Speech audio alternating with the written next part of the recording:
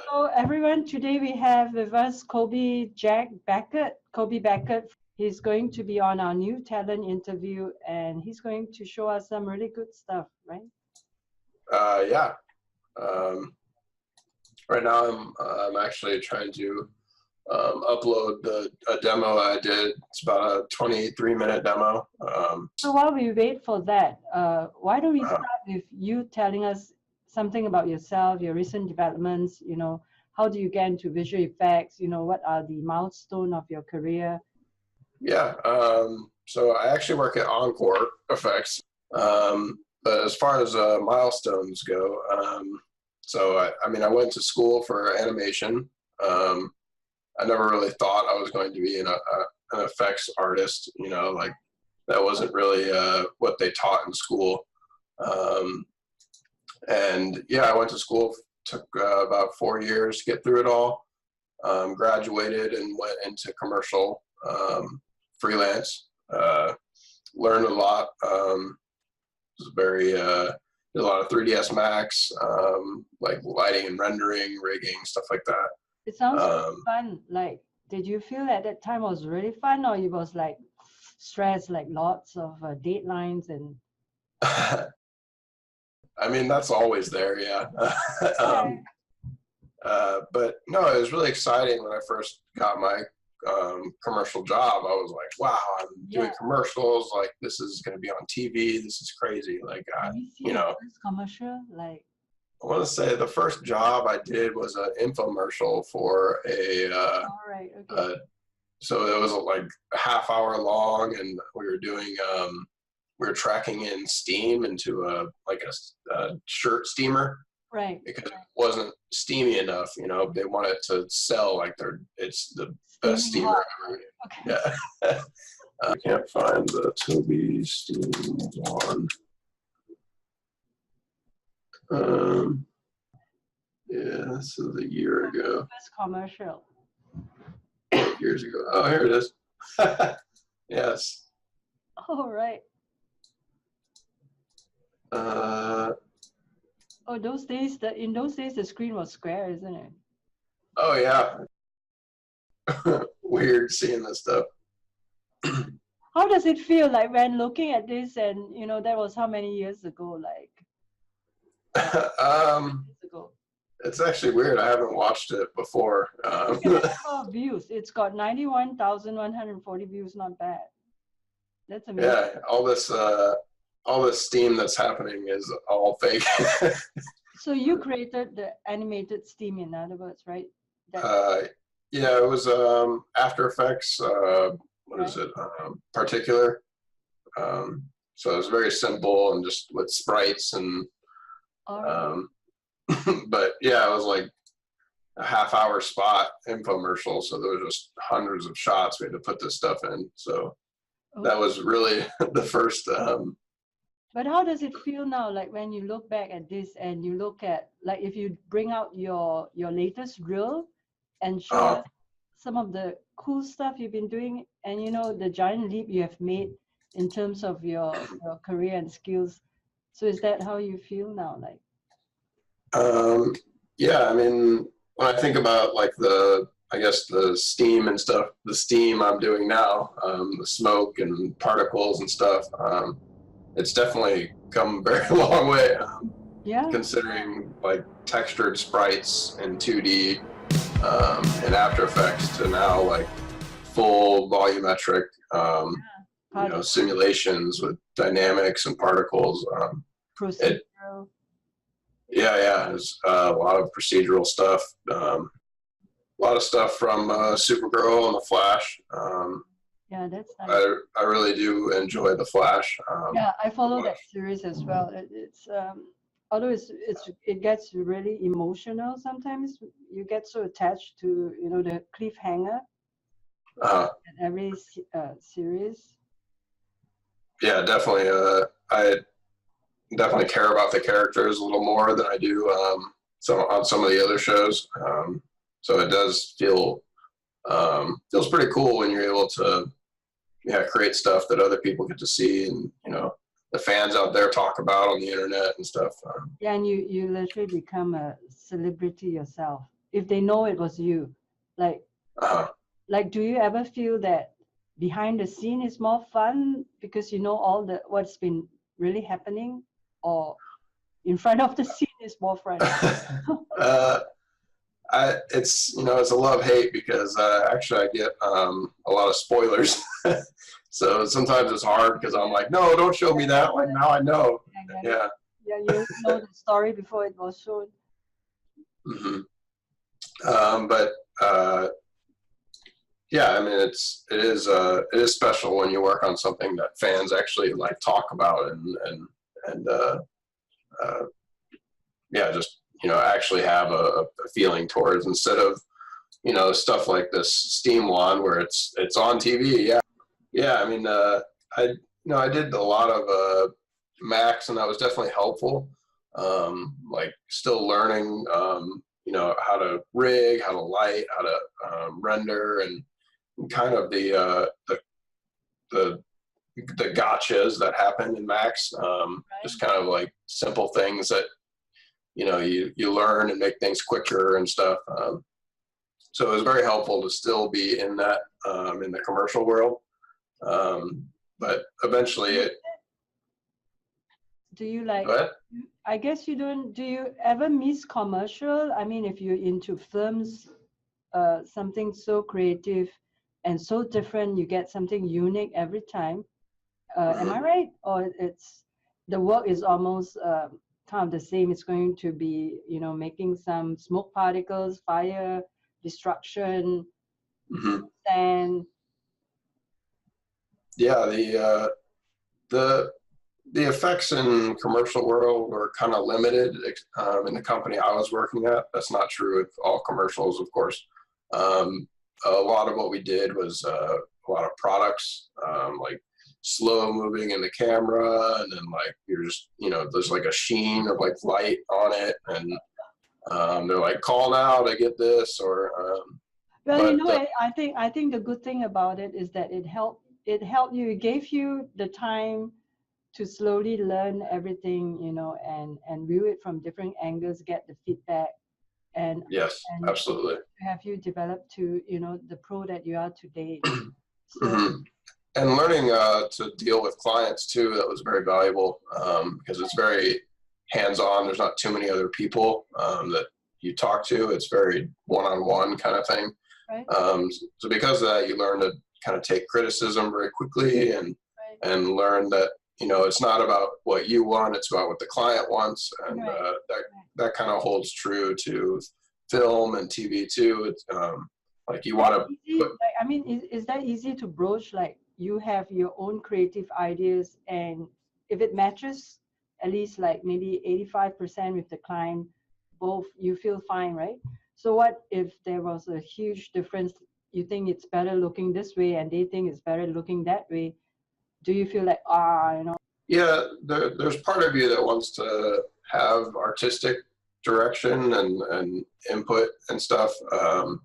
And that definitely happened a lot more in the commercial world because nothing really existed. It was just really you kind of go through it. right? So in that sense, it was that a lot of it was your product in the end. Like you were pushing through stuff that you did. Right. And yeah, I do miss that.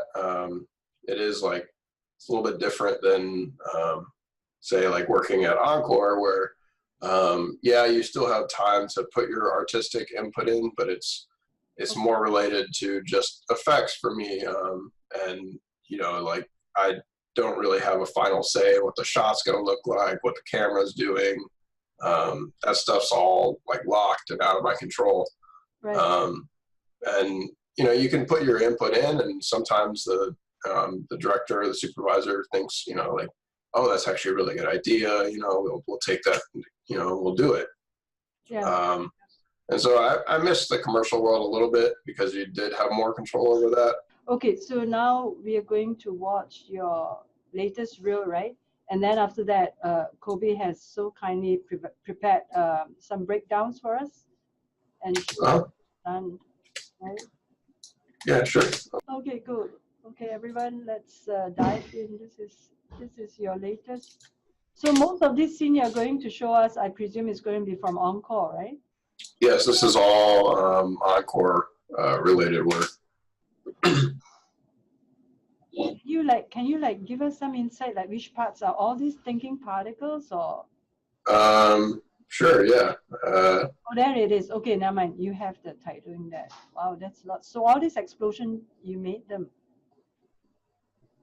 Yeah, it's all, for the most part, thinking particles. Sometimes I would do some particle flow stuff, but not too much. Oh wow, that's really cool. Cool, like the dinosaur bones flying. Splash. So what is this one? Is this what show was that? The King Kong? Yeah, that's Gorilla Grodd. That was in Legends of Tomorrow. Legends of Tomorrow. Okay. Yeah, he's also in the Flash. He just we just had some episodes with him where he Okay. got So in a most fight. of the work that Encore is doing, that's very nice. So most of the work, can we see it one more time? Sure. Most of the work from Encore is DC Comics, right? Correct. Yeah, we do like the Flash, Supergirl, Black Lightning, and Luke Cage. Do you do Luke Cage or not? So my company does a lot of work with a lot of those shows. As far as what effects that happen, like and that stuff that we touch, there's only so many effect shots and those other things.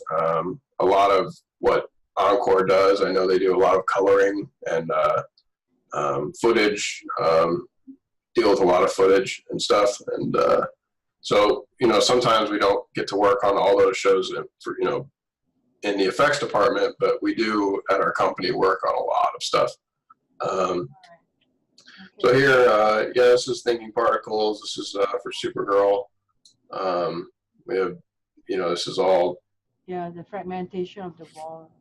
Yeah, some Phoenix for the smoke. This building falling down. It's all Thinking Particles. Okay, so and you didn't learn all this from your college years in animation. This was something you self-taught, or self-taught with the help of my mentor. Alan McKay? Yes. Yeah, he was a good guy, right? I think he's one of the best in the industry. Yes, he's very helpful. I think to get a lot of like views out there to for people's work, and he's a big pretty big influencer out there when it comes to effects and what people are looking at and how they do their stuff. He was his mentorship was very valuable and my career as far as learning effects, as well as kind of figuring out how to value myself in the industry and kind of maybe sell myself. Like, he's also a very good businessman, so that helps too. I think that's the special part about Alan McKay. It's not just about teaching you the technical stuff. He goes into your career development, how you should present your demo reel, how, what not to do or what to do during an interview. And I love to listen to his RSS feed if I have time. Like, he interviews so many people in the industry. It's amazing. Like, he yeah, there's almost too much content out there to go through. I mean, he's very active, and I appreciate too that he doesn't just interview just effects artists. He very broad in that he learns with self-talkers and self-improvement people. Like, it's the production side, the direction side. I think that he's giving. Now this is really nice. So you did the explosion. And the fire, right? The aura and the person. And I did a lot of the rigid body stuff. One of my coworkers, he used Thinking Particles as well, and he took my setup and then went and built the particle stuff after that, based on my velocities and my everything that was happening. And then Colby, like a lot of people would like, especially newcomers, Hmm. How long did it take you to like master thinking particles? Was it something you say, or how was the learning curve like steep, quite okay with you? Like once you grasp the Hmm. logic, it just flows, or how was it for you? Uh, Originally, it was tough. I would say that first month, I was kind of confused as to why I was even using the software. uh, I mean, not. Your first time with a node-based software, like Yes, it was. and node-based, right? Wiring and Yeah, for the most part, I had just used particle flow, and right. I did a little water in Phoenix, but again, that's not that node tree workflow. Right. So after about, I'd say maybe 2 or 3 months is when I really started getting it, and that was in my free time, not really at work. So. So what was like the breakthrough moment? Like, was it when you figure out like the organization on the master dynamic set, what should be wired to what first? I guess when you got all that, like the sequence of it, Mm-hmm. then everything clicked. Yeah, pretty much when I stopped. Well, I mean, I guess I still have like crashes and stuff that happen, but it just proper workflow. It does matter. And once I kind of figured out the kind of the way TP kind of is stable in certain situations. Like once I figured out what those situations were, I think that was the kind of defining moment of like, oh, I get this, like that. Like Okay. I know why I'm doing it. Yeah. Yeah, and like I mean, I didn't do it too much at my company, but I did do it a lot at home, and that was putting in the hours after work really helped. Just with learning and trying to figure that stuff out really is really helpful. I think being young and you're not married yet, right? Yeah, I mean, I'm supposed to be getting married in August this year, so. Congrats. Is it someone local? Yeah, it's I met my. I think you shared on Facebook, right? The other day with a friend having beer. Yeah. Sweet. Lucky. Yeah, I met her in Chicago, and I've been with her for a while, and decided to kind of move on in life and just get married and figure out what the next steps are. And so are you going to stay in visual effects after getting married? I guess you'll go for honeymoon, but will you be coming back? or do you no, I'm getting married, and I'm never doing it again. No, I'm kidding. Yeah, absolutely. She's very understanding of my career and the amount of work it takes after work. As you know, it's really a life commitment into this industry. I mean, everyone that I know that I work with, they do this stuff in their spare time. They're interested in it in their spare time. Passion, right? It has to be. It's a technical thing. It's also a passion. So, but do you have to do a lot of overtime for TV production? Oh, that's so cool. Look at that. Yeah, I do. This is one of your first FX that I saw. Yeah, this was the reel that I did coming out of Alan's mentorship. Can we see just taking lessons that he went over and kind of putting my own twist on it and that's very nice. Just learning, So do you do 3D modeling as well? Like modeling and the building? I used to do it more. Of course, you only have so much time to do stuff. This is really powerful. This is nice. So yeah, unfortunately, I've kind of fallen off with modeling. I used to do it a lot more with like ZBrush and sculpting and this is nice too. That kind of stuff. But okay. So congrats, Colby. Come August, are we all invited to your wedding? Yeah, the whole world. Yeah, do a selfie, right? And I'm sure you will. We'll check your Facebook. Mm-hmm. Okay, so And the other thing I remember is you were in medical. Were you not in medical animations or scientific illustration at one point? Yes, I was. Yeah, that was back at my other company, Wicked Liquid. Right. Let's see if I can find that reel. The It must have been very different, right? From the production in a medical facility and one in the studio, or is it work-wise? It's still the same. You're creating effects and. it was. I mean, like a lot of Max usage. I'd say the biggest difference was that everything was kind of it was all on me, like timing, animation, rendering, like everything was my responsibility. And so I presume you earn a huge lot over there, right? Because you had to do everything from step one to step. Yes, that's very true. There's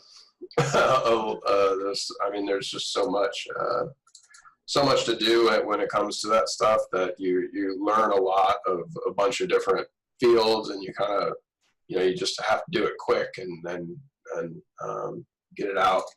And it wasn't, you didn't use thinking particles at that point, right?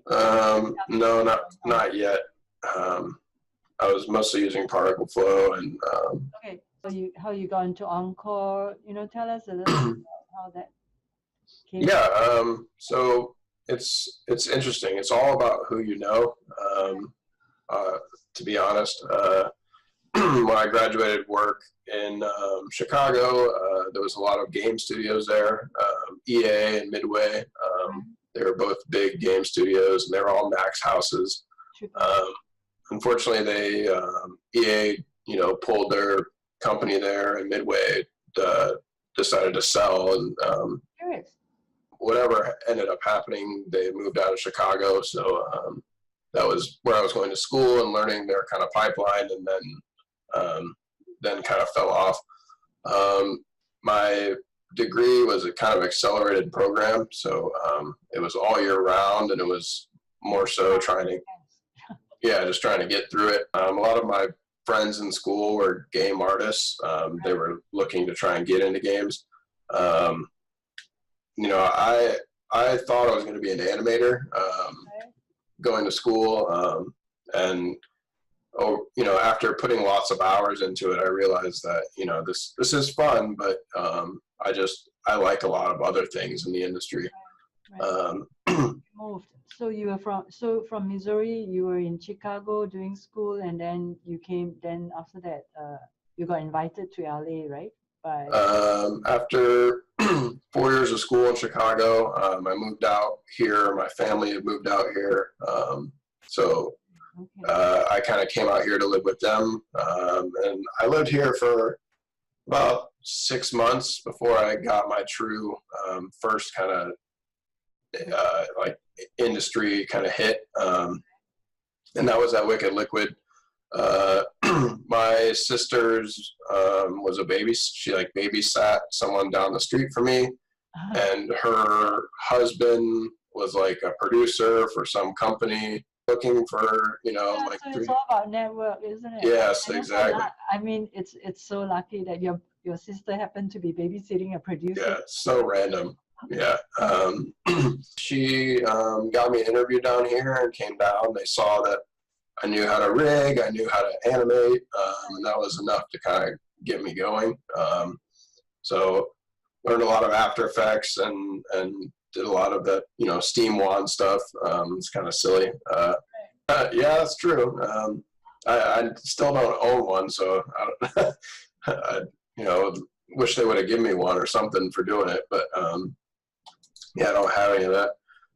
So I stayed at Wicked Liquid for about 7 years, just doing lots of product stuff, lighting, rendering, rigging. Every other week was like something entirely new. It's you're getting new models, new kind of like product that they're selling, and so it did kind of keep fresh.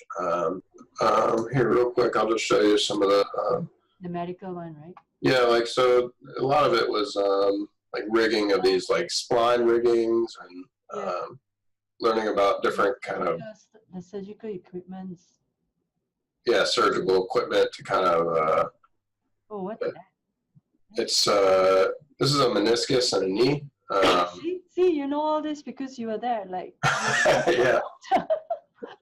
Now I'm really worried about my meniscus like all the time. I'm like, do I need it to like be repaired? Like, you know, you should be an Ant-Man. You know, Ant-Man. Everything. Oh yeah. Like going into. Okay. Yeah, like this kind of stuff where we're doing knee braces and you know, like rigging. So you were doing the animation or the effects for when you were with the on medical part of things like? I mean, I was doing it all. I mean, this is everything from the modeling to the animation to the effects. Oh. Wow. Yeah, the whole thing is all just me composited, rendered, lit. Well, I think that must have been really fun. Yeah, it is. Or it was. Eventually, it got to the point where I was kind of bored with it, right? I was just used to it, you know. I was like, okay, another knee brace, version 2, you know, like, all right, okay. you know, now how do I market it now, you know, like, and so that kind of drove me to really get into effects and kind of push myself to something that makes me uncomfortable and limits, right? And something that's in demand, really. Like you look at, you know, like Ant-Man or whatever, like there's only so many characters in that movie that need modeling and lighting and rendering. I mean, there's a lot of shots, yeah, but the amount of effects and stuff that are going on around him at all times there's so much of that work. And I thought that I could be a valuable asset to film and to movies and stuff if I use that as a pathway to get in. Every one of those things was a learning experience. You know, nothing was. You might need to have Flash with a knee brace fighting. You know. Yeah, I don't think the Flash needs a knee brace. But if he does, I can do it. You know, I've done it before. Yeah, but yeah, if you want to go into let's see the breakdown real quick. We have summertime coming up, which will kind of be a little more relaxing. And then, yeah, once August hits, it's like, you know, go again. And all the shows got picked up for another season, which is very positive. So, oh, nice. So this is something I did just to kind of showcase one of the shots that I did in my demo reel. Okay. Let's see. I'm going to share this demo reel. Okay, here. Okay. So this is kind of the demo that I decided to do. So this is thinkingParticles fume effects. Ice destruction and vapors. That's very nice. Yeah. Yes. So with this, we had someone that would grow the ice, right? So she, one of my coworkers, FX artist, she did it for me. Just because she had to take care of those shots while I was doing other things. And so she grew this ice and gave me the models for it. And so the ice growth that happened was not the cleanest model that was ever existed. So you get a lot of intersections and weird kind of problems with that. So because of that, I had to kind of think about this in a different way. Than just, you know, adding collisions and just kind of making that happen. So I did a demo. Sorry, lost it. One of the best interviews yet. So yeah, so I went ahead and went to Mixamo. I don't know if you know that website. It's they do a lot of. It's owned by Adobe. And it's they have a bunch of free character rigs and models if you have an Adobe account where you can get all these like free Mixamo, M-I-X-A-M-O, pre-skin, pre-rigged animation of characters. So that's what this guy is. Is that a villain then in the show Flash? Is that the guy, the character, the villain, or? No, he's just a random character. Oh, there it goes. Okay. So, yeah, for this, I just kind of took one of their pre-built throwing animations and kind of put them against the wall like I did in my demo reel, just to, so I can have something to kind of show how I do that. So yeah, this is kind of just a quick kind of setup for that. Let's see, I'm going to open up the video that I made and share this. Okay, let's go. So yeah, this is I'm uploading this right now, so this will be available to you and to everyone if they want. Okay, I think probably later on today. But it kind of after this, Colby, everyone's gonna worship you after this. Right? oh, dude, that's too nice. So I just kind of go through and show, you know, what the rig is, you know, how I built the ice, just, you know, to do some, you know, quick walkthrough of like what it, you know. Okay, that's thinking particles, right? Okay. Yeah, and then I go through my thinking particles setup to kind of show, you know, how I fracture stuff. The difficult part about effects is for someone who's new, I guess, is where do you start? Like, at which point do you start? Like, you can do this fracture thing, so where do you start? Like, yeah. I mean, for this, it was, you know, I tend to just kind of, you know, fracture everything first, get it all collapsed into a cache file. That way I don't have to calculate that stuff when I'm working. And once I do that, then I kind of go in and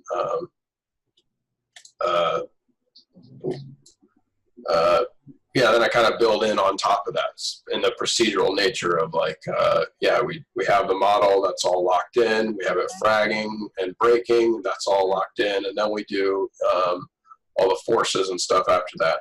And then you wire them. So position bond is always the starters, right? Yeah, if you're birthing particles, for this instance, I'm position boarding on the collision object that I have, and then I'm surface following those particles onto it. That way I can get velocity and stuff from that, just so I can read the data, get the particle data of the velocities.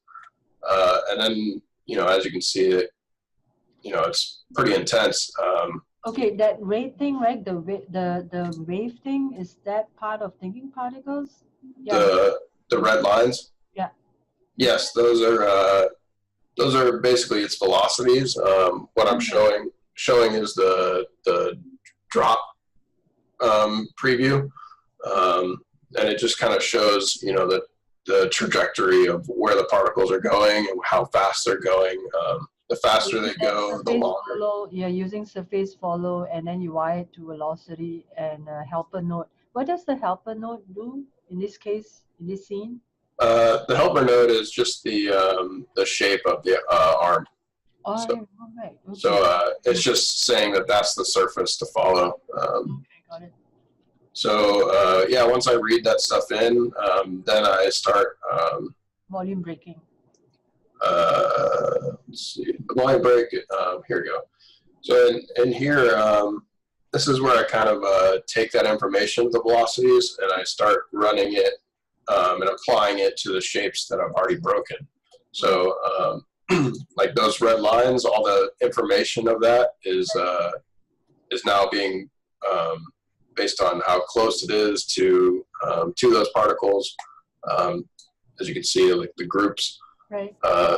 Those are all particles or the shapes of the objects that are close to the velocity particles. So it's reading the rule you put in, right? So it's going to capture like based on the distance. Is correct. Something you had to manually kind of click this joint to this kind of stuff. Yes. It, based on a distance that I kind of set up, it's reading that. That way I don't have to actually think about what, you know, in relation to certain particle. It's kind of just like a broad.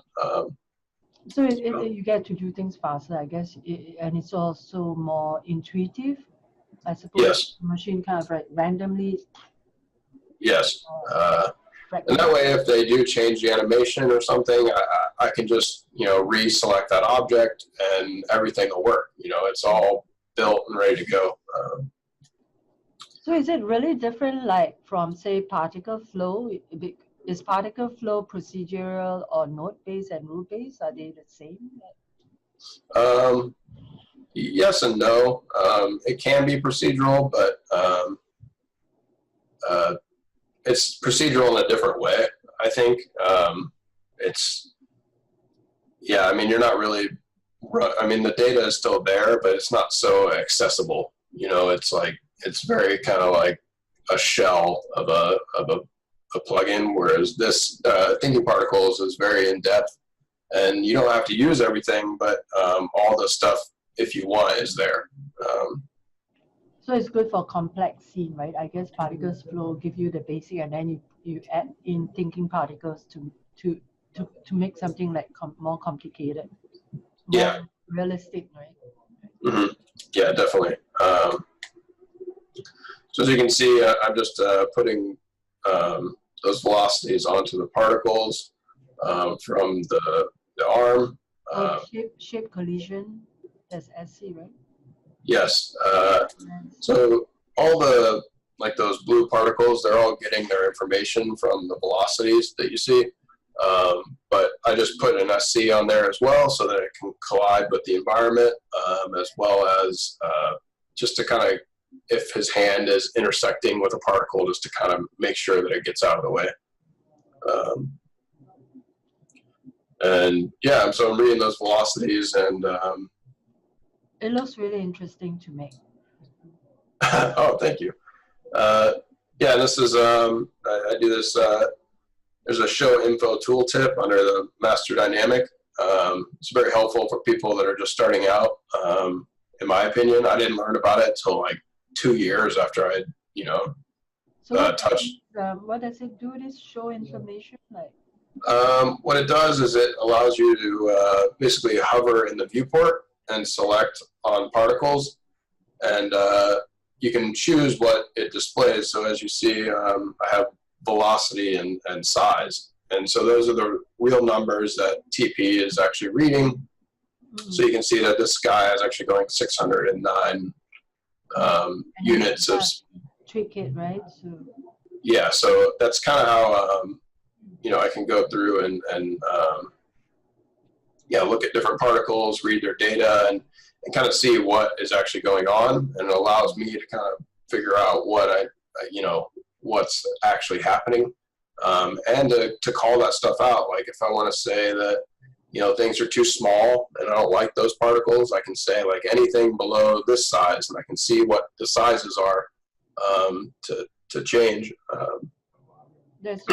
So I guess as far as what's left to kind of showcase on this demo that I did, once I pump all that information in with the velocities and getting them to kind of launch out in the way that I want, I cache it out again. So I take everything, I collapse it. All the stuff's calculated. I don't have to think about it anymore. I cache it out. Right. And then I do another set of kind of like volume breaks and gravities and collisions on top of that, all that. And then just add that in, right? Yes. So as you can see, I'm doing another volume break that does, let's see. As you can see here, it's I'm breaking it into even tinier pieces based on a certain random threshold that I'm running through. And saying like a certain amount of those pieces I want to turn into a new group and start to activate by themselves without velocity or without anything else. That way I can kind of make it look like the ice is breaking and kind of crumbling away before it actually starts to shatter. Kind of like it's like starting to crack and starting to kind of about to break. Oh, that's and then and then yeah, once it together. Yeah, and that's kind of the beauty of thinking particles, is that you can iterate on top of stuff you've already done. So like, yeah, it's not really that much more difficult to just kind of like break it again, or like have something else happen. Like, it's all added in on top. The real part, the realism about it is that you have different shapes, of course, but also different sizes. Like some of the ones are smaller and some of the ones are really larger. So is that something I'm sure you don't have to like go and do the mesh, like this going to be smaller, that's going to be bigger. That is all done automatically, right? Correct. Yeah. For the most part, I mean, there are some random thresholds as far as like how many things are allowed to break, and at, what time that's happening. But for the most part, it's kind of done by the software. I don't have to choose the sizes. I don't have to like. Yeah, I mean, I do break it to a certain size, but I'm sorry. That if you had to choose the sizes by yourself, that would take all day. Yeah. So how long did it take you to like do this scene? Like how many days of work was it? Or was it just hours? Yeah, it was just an hour. I mean, I've been working overtime this week, so I normally don't get home till like. I mean the actual one, like the actual one in the actual Flash movie. Oh yeah. I mean, I would say I could probably get the setup done in a day, kind of time it out, get everything kind of in an 8-hour day. I would say that's more than reasonable to get that stuff out. And then, of course, really you kind of just in production, you want to get it out so people can start to look at it and then kind of see what they actually want or what they want to do with it. So I would say within an 8-hour day, I was able to get that shot done. Maybe another day of tweaking and kind of some timing things, and then yeah, I mean, another hour or two the next day just to get it all out for lighting and rendering, just to bake it out. Okay, so this one you chose a simple one because you had to show it during the interview. So everyone, if you want Colby Beckett to do a live stream on how he did this, bug us. So, this is not your most complicated scene. Like which one on your reel is your most complicated, mind-boggling scene? Let's see. Let me bring my reel back up. Thanks, Colby. That was very nice. Yeah, and I'll put that up on the internet. It's still uploading. Okay.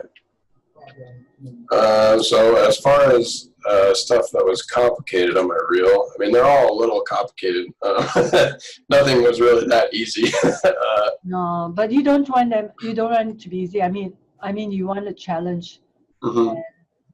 I guess it's a mix between having the challenge and being stressed on meeting the deadlines. So for all your work, right? Do you ever feel like, wow, the deadline is too short? Like this is really all the time.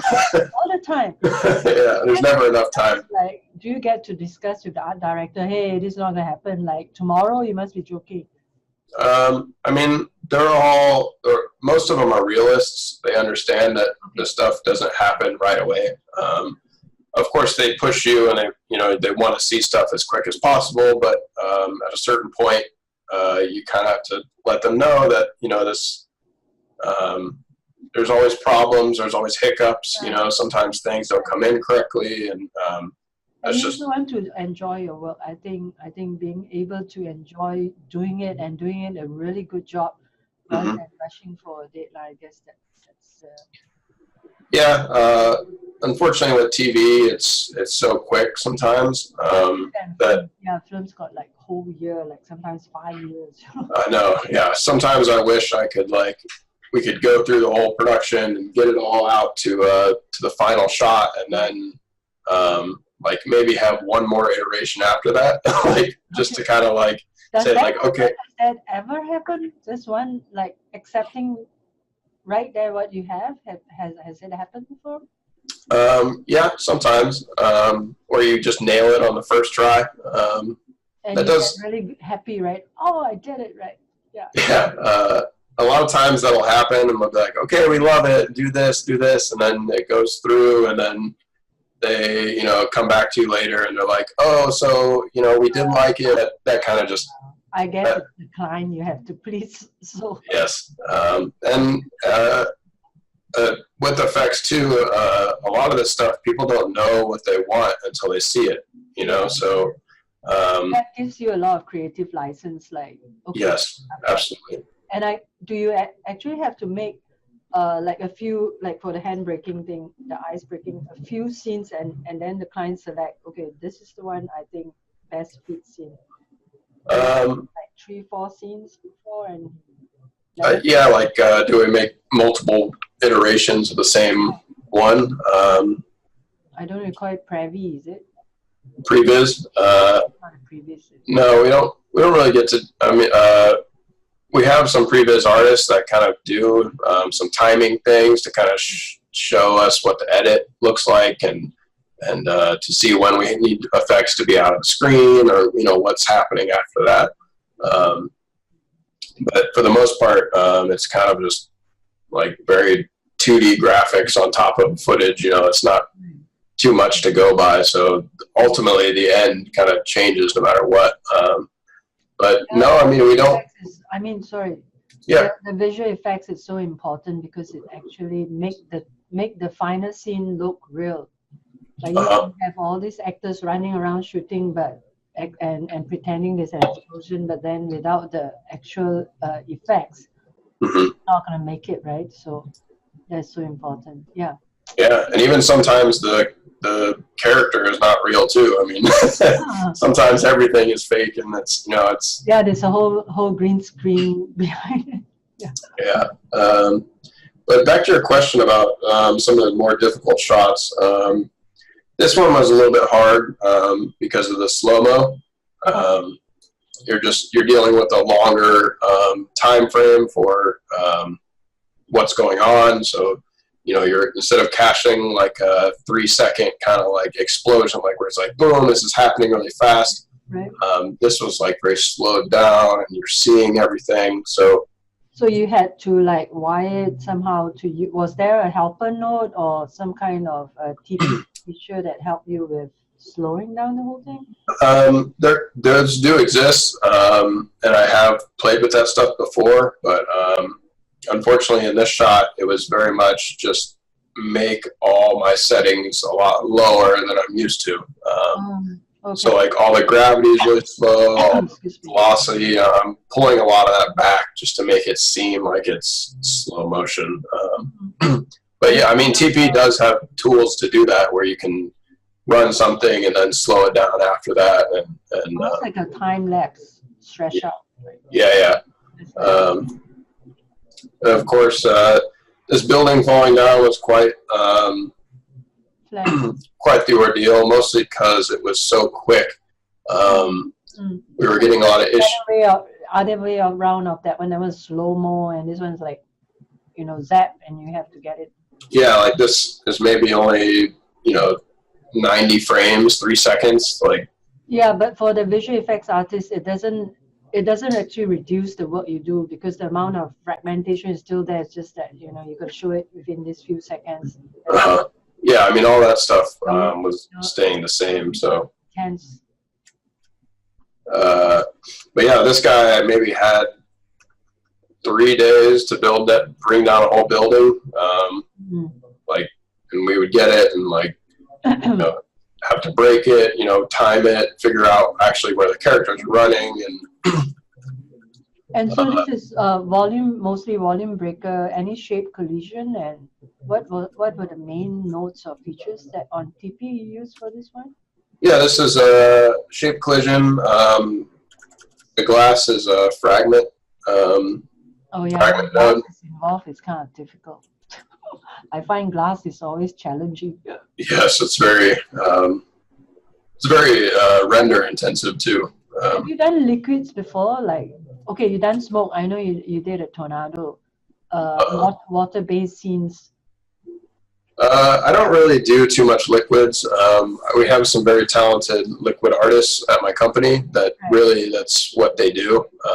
Okay, your focus more is on fragmentation, explosion, smoke, fire. Yeah, right now that's more of what I do. I mean, they're always trying to get you to learn more stuff. Which is yeah, which is very and yeah, and the vapors here is also using thinking particles, so that's kind of like liquid too, right? Yeah, kind of. Do that with thinking particles? Besides the smoke? Yeah, the vapors, like, you know, the vapor coming out of the eyes because it's cold, right? Yeah. Was it? I could do it in TP. We have some. We have I think we used fume. Okay. Yeah, I did use fume effects. The reason that the vapors are in fume effects is because we have a character called Killer Frost in our show, and she has a lot of setups that are ready to go for vapors and dripping stuff like that. Killer Frost. Is that a machine or a human being? It's a woman. Okay, her name is Killer Frost. We better not meet her. You know, this Frost. Yeah, she has multiple personalities, and one of them is she blasts things with frost and shoot ice and stuff. Okay. So yeah, we have dripping vapors and stuff. Humans, you know, you being one of them, right? So. Well, yeah, I mean, I've been there for a year, and you slowly learn who they are, the characters, and kind of, you know, everything about them. And yeah, I mean, I watched the show too, so. This scene is so cool. It looks like Iron Man. Yeah, that's a meso. So do you get to handle the stuff that Killer Frost does as well, like all the frosting and the icing? Do you get to handle that with thinking particles? Killer Frost. Well, it depends. I mean, she has like blasts that she does that are from her hands, which is just kind of like vapors with velocity. And then we also do the ice destruction. So the whole reason that his hands were actually frozen here was because Killer Frost froze them. Shot glass of ice on him. Right. So I mean, we do lots of just random kind of ice effects, and she's one of those characters that kind of puts it out there. But each character has their own thing. Like last season, the superheroes, it was all these different types of like villains and stuff. So each one kind of had their own. But it makes life so exciting for the effects artists, because look at all those effects. Yeah, that's very true. Okay, this one, go back. This one's going to be, a lot of people like this, like the vapor kind. We had on TP 6.7 or 6.6, there was this wispy girl, like a ghost, I guess, moving in our demo reel, and smoke coming, and she was basically smoke actually, and everyone was interested in that, how to make it. Mm-hmm. Yeah. Yeah, this is fume effects, the dripping stuff again. The smoke stuff I have played with thinking particles has been the Venom training that Alan's done. Yeah. The recent one, that's so cool, right? Yeah, and actually he kind of opened my eyes to the smoke solver in TP, just to get velocities and stuff with particles. It's very valuable. And until then, I wasn't really using it. But now that I've kind of seen that stuff, it's slowly starting to kind of bring in the smoke solver in TP, because it's very, it's very powerful. And if I'm already in we got particles, an entire smoke group, like smoke solver and smoke group. I think that was in 6.3 or 6.4, entire new group of features with smoke. Mm-hmm. So I suspect you're going to start doing a lot of those as well in future scenes.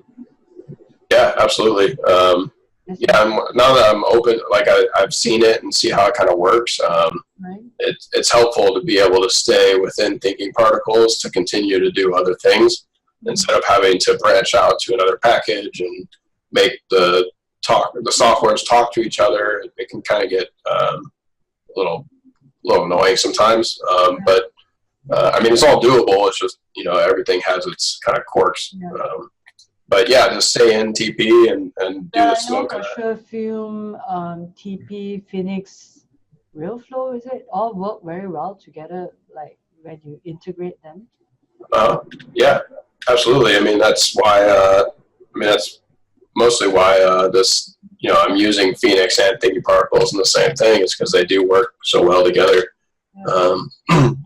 I mean, a lot of the plugins in Macs do work well together, but every once in a while, you know, there's little tiny battles that happen every day, so you don't know what, what's gonna. What are those tiny battles? Like, can you tell us? Yeah, so sometimes material IDs are a problem in my company. I heard about that one too. Yeah, we have.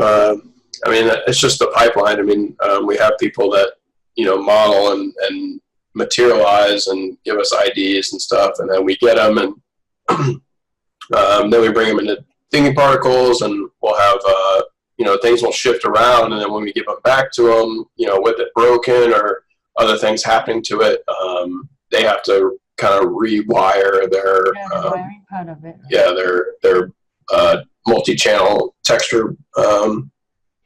They're multi-channel textures, so it just gets a little confusing in that sense. Where you know, you sometimes you just wish that things would just go through simply, but you know, there's always just problems. But not so much just Thinking Particles, but just in general, there's always something that kind of just goes wrong, or you know, doesn't work quite right.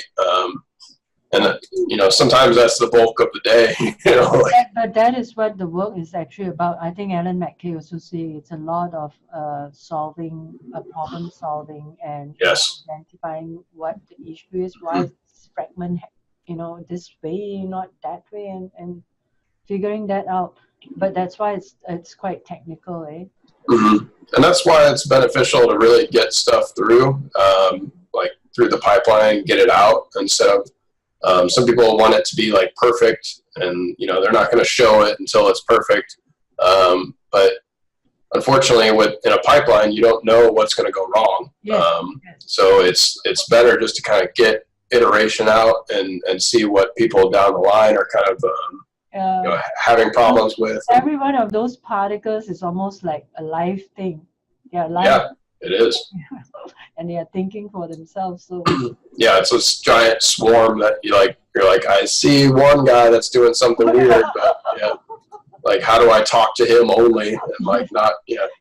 So weird, like AI. But yeah, I mean, it's really nice. Like, this scene is so fun. So which one is your best scene? We were saying that which one is your favorite scene? Did you ask that question? Like, which scene did you enjoy most, and which scene is your most complicated, like, oh my god, kind of thing? You haven't experienced that Apex yet, have you? Yeah, I mean, there's a lot of work that I don't have on this reel that we're definitely, you know, like, wasn't approved for disclosure. Great. I mean, a lot of it is if it's out, I can show it. Right. But sometimes they're picky about, you know, you don't want to kind of just. It's trade secrets. Yeah, you don't want to. I don't want to lose my job over, you know, something that I could have just asked if it was okay or not. It's such a good job. Like, no, you have like. I would say that this one I'm probably most proud of, just because it's slow-mo and it's just kind of cool, like breaking through a wall. Originally when I did it, I had a lot more debris and destruction, like tiny little pieces of wood floating everywhere and dust. But ultimately the story is about Supergirl, right? It's not about the destruction. So a lot of that stuff kind of gets pulled back as you go through, and not everything actually. Right? Those bright spots there. Is that part of the whole destruction as well? Like The sparks in the background? Yeah. Those are actually practical. They actually filmed that. All right. Okay. And then we have the lighting and interaction kind of happening with that. Nice. You did a great job. I'm sure they commented on that. Like. Oh yeah, So everyone loved it. 2 days job, or you took 3 days to do that, or 2 days? This one. This, I mean, honestly, the first sim I got out of everything with, I mean, it's maybe a day and a half of actual work. Right. But of course, you know, textures and all that stuff on top of that, like you have to kind of recache it. And oh, that's quite fast, eh? I mean, doing that a day and a half. Oh, yeah. It was quite fast. I'm not saying that it took a day and a half, because there's so many like people with input, and you know, things change. You know, and stuff. Get rid of this, add this, you know, change this. That gradually it kind of changes things. But I'd say the whole shot maybe took 2 weeks from start to finish of just kind of like, okay, it's done. Like, let's see what else happens. You know, work on other shots, then comes back, and then kind of tweak it some more. And but the actual making with the thinking particles was a day and a half. Of course, then you're going to feed the entire fragmentation into the scene, and I guess that would, you know, to make that scene would be like 2 weeks. Yeah, more or less. I had about really 3 weeks to do it. I mean, we got it done. All right. Okay, you got. You know, roughly, it wasn't like 2 weeks of straight, you know, working, but it was roughly a 2-week time frame of like getting it to final and getting it to lighting and rendering and making all the textures and stuff like that. Like, so this is your most enjoyable scene, right? Yeah, it was enjoyable when I started. You know, everything you start, you're like, this is awesome. Like, we're gonna go and do this, and then eventually you're doing it over and over and over, and you're like, okay. What is the next thing you really want to do? Like, what kind of effects? Do you have a goal? Like, okay, the next thing I'm going to do this huge mass destruction thing, or? I don't really. I mean, it kind of just comes down the pipeline. I mean, I do get to see what's coming up, but ultimately, it's kind of scheduling and what I'm working on and what needs to be done right away, and like speed. You've seen all the big effects movie, right? Like you know, 2012, San Andreas, and the recent Captain Marvel. What kind of scene you say, oh, I love to try this? Like, I'm always inspired by stuff like that, like Captain Marvel, like the plasma effects of like her. Alan taught that too, right? The plasma effect. Yeah, he did. Deadpool. Like, which one inspires you the most? Which scene? Have you ever thought about it? I mean, it all inspires me. I mean, I constantly just watch like big destruction movies. Like, I know some of them are kind of silly, but I like to see what other people are doing. And like Independence. Look at Independence Day. I think that was like one of those mind-boggling how they did the entire city. Yeah, it's crazy. Alan taught that too, right? Alan taught that under reverse gravity, I think. Yeah, he did a lesson on using that as inspiration to kind of build a tutorial out of. Yeah, I mean, those kind of movies are just so cool. San Andreas, you know, the really large scale. I love watching a big building falling down. I mean, yeah, I'll pay money for that, no problem. Like, I love that stuff. Yeah, but that's so much work. Yes, right now I'm working on a short with one of my coworkers. It's a little more intimate as far as like what's going on. It's not like a giant building falling down, but it's it'll be cool when we're getting through it. We're timing it out right now, but. So are you going to do the entire building, or it's a work spread out with, you know, 3-4 artists or something like that? Or you do the entire scene? Yeah, right now it's all on us. We have about 3 people. Another one from my mentorship who's going to be helping out. That's nice, Colby. That's really cool. Yeah, I mean, we're Learning lots of, I mean, yes, it's all fragmentation, but different kinds of fragmentation looks different. So yeah. mhm. As far as shots that were complicated, this guy was difficult, mostly just because time frame. I mean, All right. I really didn't get the asset till, you know, like the last week before it was due. So it was like, okay, like you have to bring down a whole building and go. Oh, And it wow. was like, like, so it's a little stressful, but, you know, I got it done in a very quick time frame, which is pretty valuable too, because, you know, I was able to add value in a very, you know, quick amount of time. Right. Um, Did you ever have to work overnight for like just to meet deadlines? Having to work through the night? Not, I mean, so my company has a limit how many hours you can work in a day, just with California code and like That's good. the laws and stuff. So I can't work more than 12 hours. Right. So that, I mean, that kind of makes sure that I don't, you know, have to work all night. Yeah, you don't burn out, right? And yeah, and honestly, it's a good thing, because if they did kind of want me to do that, I'm not sure that my work would be any better, actually. Sometimes working late at night, yeah, I'm tired, make mistakes, and you know, you don't actually see a return on that time investment all the time. So, but for the most part, I work around a 10-hour day normally. wow. I'm during crunch time normally. But yeah, I mean, at a minimum, it's an 8-hour day. Right. So it's almost like if you started at 10 a.m., it would stretch until 8 p.m. with, I guess, lunch and 2 breaks in between or something.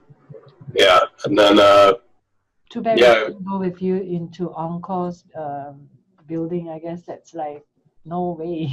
Give us a tour. It'll be so cool. Yeah, they do tours. I've brought some of my friends through a couple times. It's just a lot of people sitting at computers. Okay. But yeah, it is cool. We have the building's very nice, and yeah, I mean, if you're ever in LA, you know, we can walk you through it. It's no problem. And you love LA, right? Will you ever go back to Chicago now? No. I mean, the winters are really tough there. Oh yeah, Chicago is. Yeah, we get a lot of. Close to the big lakes where. Yeah, the wind. It's very windy. It's kind of prairie flat. Yeah, the wind blows through it. Yeah, right, and blows through whatever you're wearing. Your hometown, like Missouri, do you ever miss that? Sometimes. Unfortunately, a lot of my friends that I grew up with, they've all kind of moved out of St. Louis, and. But that's good too, eh? But I think that's good that you know, people kind of grow and know more things and not just be on one place, and you know, there's an entire country to explore. Yeah, absolutely. There's an entire world to explore. So you wouldn't be. I mean, what are your dreams and hope? Maybe you can like give us an idea, like if it's not too private, like. Yeah. Do you hope to, you know, go to another place to work one day, or LA is like the place because Hollywood's there? Yeah, that's definitely a factor, and why I do want to stay here is because of there's so many companies located so close to each other here that even if I do change jobs, it's not I won't really have to go too far in any other direction to go to that place. And a lot of career opportunities, right? And not to mention, I think the climate there is very nice. Oh yeah, it's very nice. How hot is summer? Like, it depends. how hot was last year? Like, it was really hot last year. We had the droughts and stuff, and it got really hot. There were certain days that were getting up into the high 90s, just kind of breaking over 100. But that's really only for like, honestly, a month. The rest of the time, it's like 70 to 80 degrees, and it's Well, it's almost sky, like having a natural spa. yeah. Going to I a mean, spa as you walk down the street. yeah, sometimes when you're kind of frustrated with work or something, you can just go outside and walk around, and it's normally just a beautiful day, and get some sun. And I think lots of stuff happens in LA, right? Nice, nice. You have nice shops there. Really. Yeah, there's almost too much. A lot of You can go to a different part of LA and have an entirely different experience, like every day. I mean, it's always changing. There's new shops, new ideas popping up, new foods to try, new activities that are popular. There's so much hiking and outdoor stuff here because it's so nice all the time. Right. And the beach is close always. And so, yeah, I mean, I do love it here. The property values are, a little too high. Property values. Oh, talking about property, yeah. Yeah, it's just really very expensive to live here. To buy a house, median. What's the starters pricing for a house? Like for Vancouver, it's impossible for young couples to buy anything now. Like, you're talking about at least 900 to 1 million with a 35% deposit. Like, how is it like in LA? Yeah, I mean, I'd say probably a median house average is about 600. Okay. And that's just for, like a base kind of house. Of course, and that's also depending on how close to the beach you are. As soon as you get, into those coastal cities, I mean, it's almost not possible. So I guess it's going to be in your in the future dreams, right? When you get married and you want to settle down and family, you would have to figure out whether LA would be. But I think you can manage. I'm sure you can. Yeah, and there's lots of areas around LA. Like living in LA is expensive, yes, but there's lots of cities that surround LA and that are a little farther north or south that have more reasonable pricing and stuff like that. You probably have to commute. So do you ever think of moving to films like the big screen one day, or because the television is giving you a really good exposure to to make best your skills, and I guess the next big thing would be like moving into the big screen and doing film. Have you thought of that? Yeah, one of my goals this year was actually to try and get a movie credit under my name, just to kind of have that experience. And fortunately enough, Encore, we just wrapped on a movie. I'm not sure if it's out there or not, but I got to do a shot on it, and so that goal is. NDA? Like, can you talk about it, or is that NDA? I honestly just have no idea what the status of it is, so it's probably better just to not talk about it. It's a silver screen movie, right? Yeah, it'll be a big movie. I'm not sure. Suspense. Yeah, unfortunately, I just don't know who directed it. You get a movie credit, and I guess from there, it's probably going to build on. Yeah, so Encore is, it's slow progression, right? So like maybe, this year we did one movie, maybe next year we're doing more than that, like it's these little steps. So it's nice to be a part of a company that is allowing me to be able to kind of tiptoe into that industry as well, and have the opportunities that I do. Yeah, I think you're very lucky. I think Encore is a good company to be with. Oh yeah, absolutely. And right now, How did you get in? Can you tell us? Okay, the babysitting part, right? Was the interview? Tell us something about the interview. Like, was there like 3 interviews and panel interviews? Was it really tough? Like, did you have to write a long cover letter? So I met a recruiter through LinkedIn. Again, it's about who you know. There's always recruiters are always posting stuff on there about stuff they need. And Alan McKay's class helped tailor my demo reel so that I had something that was valuable and that would get me in front of the people that need to see it. I think if you can make it good at Alan McKay's class, you really have a huge network to work with, because so many people know about him, right? He's got a really good reputation about. Very good reputation, yeah. And actually, we just pulled in this year another one of my mentorship students, just because we need Max artists there. Unfortunately, a lot of people are Maya based, and it's really hard to find valuable, good, reliable Max artists that do effects. So, so you stuck it out with Max. Do you do Maya at all? I've touched it a little bit, but no, I don't really. I used to use Cinema 4D. I would use that. I used that a lot back at the medical company. But C4D and Max is much more easier to translate from one to the other than to Maya is a completely different thing, right? Yeah, that's what I'm told. I think my company now is slowly starting to go more towards Maya, but I think the effects artists and stuff, we'll kind of stay true to Max. I think we're doing a lot more Houdini now. But Max, I think Max, you can, at least I hear from a lot of the experts that were like in Scanline, you can actually do huge amount of work with Max. But of course, there's no problem having more tools, because I think a lot of things you do in Max, isn't it transferable to Maya and vice versa? Yeah, I mean, we constantly export things to Houdini from Max. We work with, Maya. We work, it does translate. We're now doing more Redshift rendering, and that's all, all done in Max as well.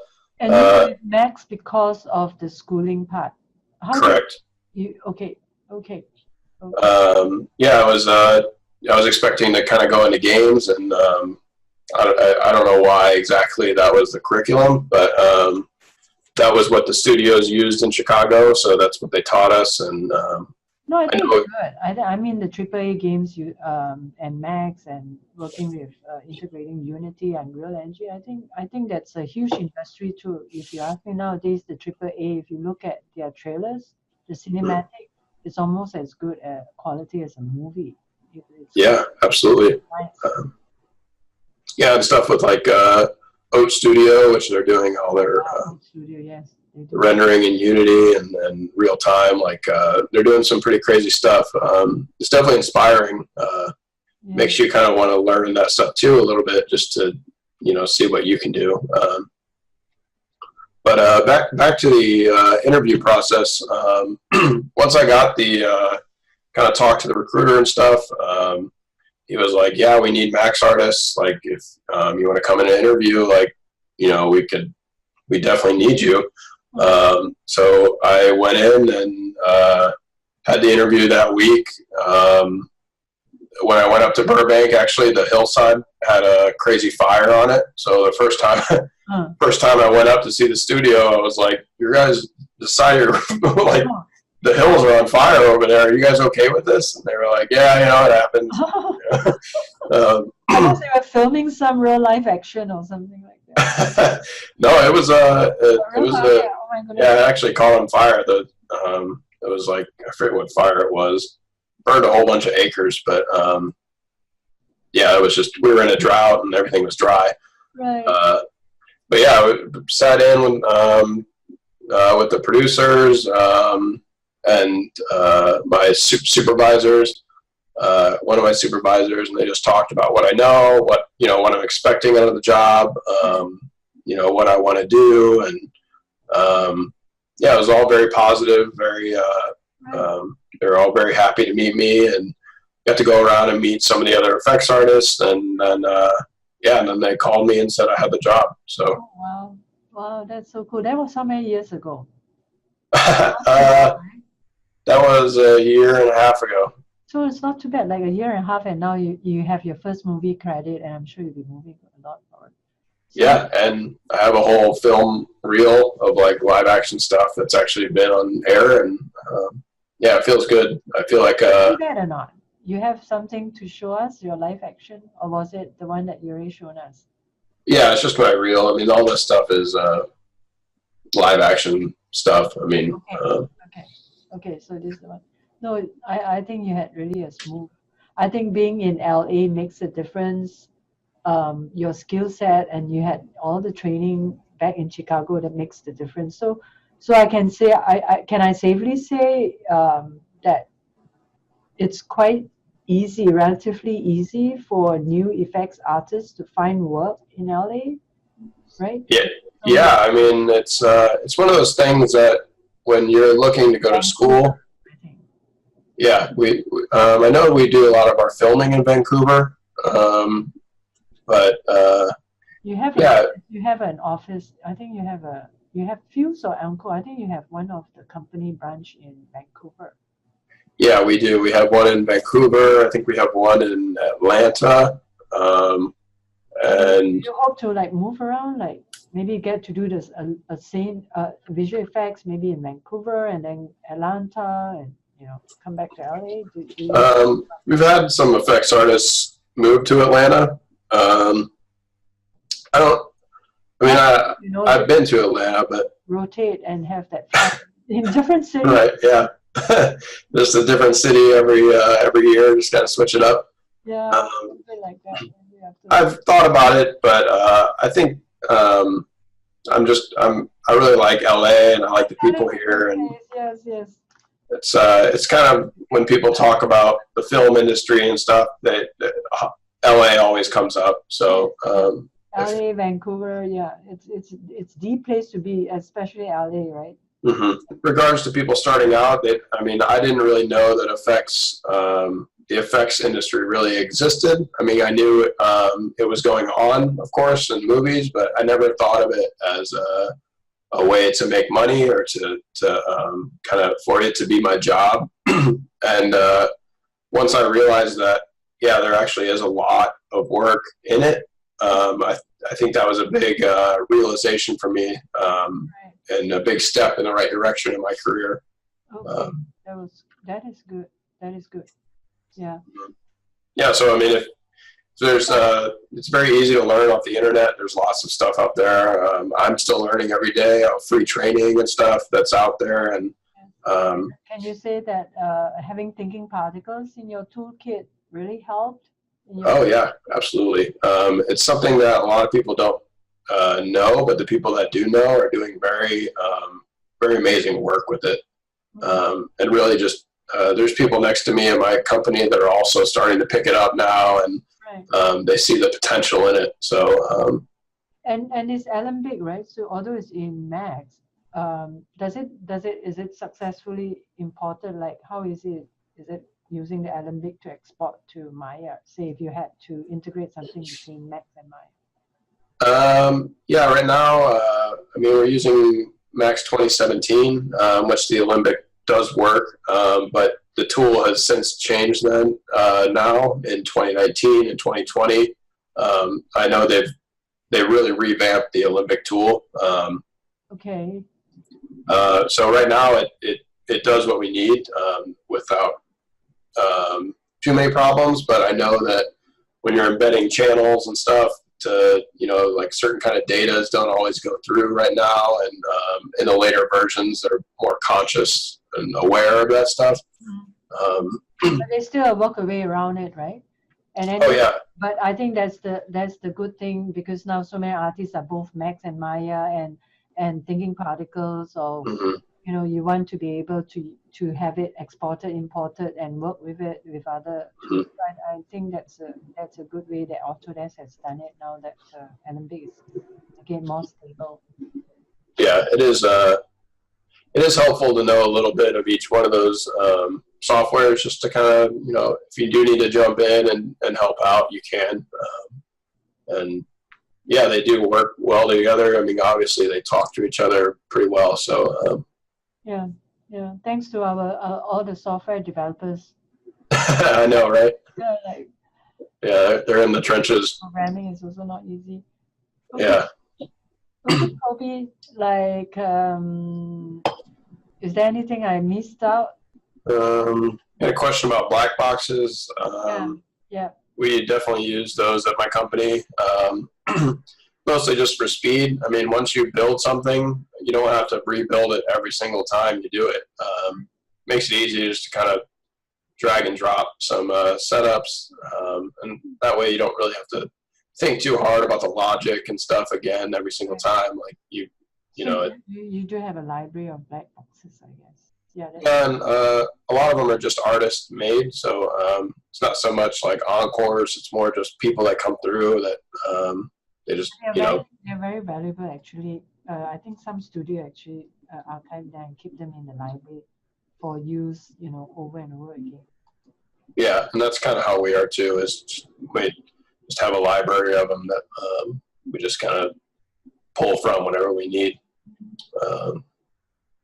Okay, so finally, in your view, Colby, what is your wish for Cebas software to achieve that is not currently doing for you?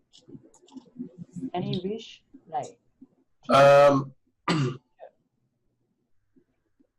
Yeah, I mean, obviously the material IDs are a problem right now. And it's not that TP doesn't,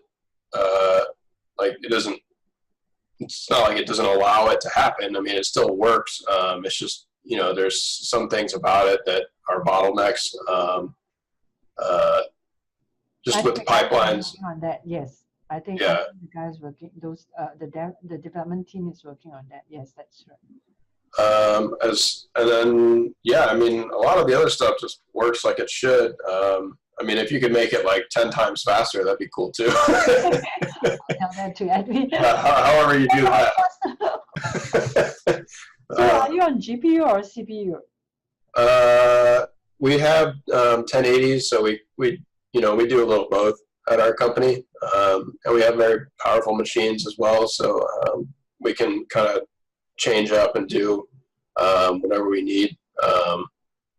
But yeah, I mean, for the most part, we use CPU, and then GPUs for like real-time visualization and stuff.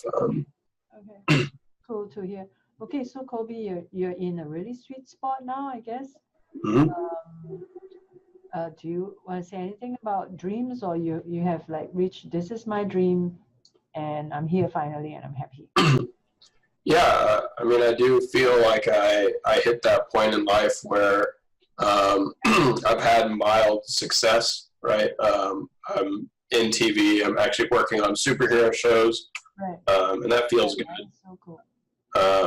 Obviously, you always want more. More challenges, right? Yeah, and Encore does that for me right now. The superheroes are always changing. There's new superhero effects and stuff. So the next step is TD, right? Technical director. I dream of being a technical director, or is that a completely different role that doesn't allow you to, actually work on effects? But so the TDs at my company are really just kind of more so problem solvers. They're not so much like, they don't really just get shots and work through them. They're more like more kind of technical codings and yeah. I mean, it can be fun, but it's not. The end goal isn't exactly as clear. Go with the flow. Right now I'll go with the flow. I would like to work from home more. I think that would be maybe a goal. But trying to do freelance outside of work is difficult just because of how much time I already spend at work. Really, when I'm do freelance when you have the best job in the world. Well, more so I can just work from home. I mean. Yeah, I get it. Okay. You really prefer to work from home, not the studio, like. Yeah, I mean, I do like the environment of like having access to people and. Will you ever be a digital nomad, like travel the world while working from your computer? Maybe if technology kind of keeps going the way it does, where you can get more power within like a smaller kind of mobile setup. Right. Then I could see myself maybe doing that. I really appreciate this the community.